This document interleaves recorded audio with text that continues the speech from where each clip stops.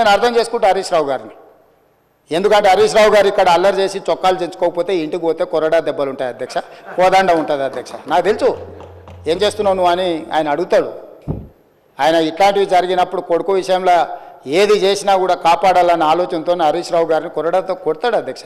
కొన్నిసార్లు ప్రజల కోసం కొన్ని కొరడా దెబ్బలు తినాల్సి వస్తుంది.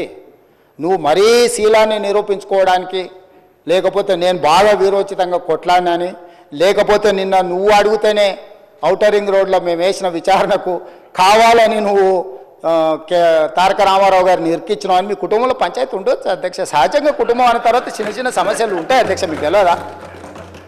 ఇప్పుడు నువ్వు ఉద్దేశం ఏముందో నాకు తెలియదు. డిమాండ్ చేసింది హరీష్ రావు గారే, వారు డిమాండ్ చేసిండు కాబట్టి అనుమతి ఇచ్చారు. ఈరోజు మహేశ్వర్ రెడ్డి గారు డిమాండ్ చేసిండ్రు, శ్రీనివాసరెడ్డి గారు దాన్ని అనుమతి ఇచ్చిండు.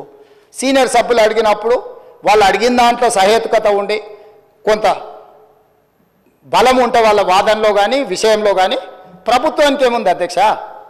నిన్న హరీష్ రావు గారు అడిగిన ఔటర్ రింగ్ రోడ్డు విచారణ అయినా, నేడు బీజేపీ పక్ష నాయకుడు ఏలేటి మహేశ్వర్ రెడ్డి గారు చేసిన డిమాండ్ అయినా సహేతుకమైందని ప్రభుత్వం భావించింది కాబట్టి విచారణలకు ఆదేశించింది.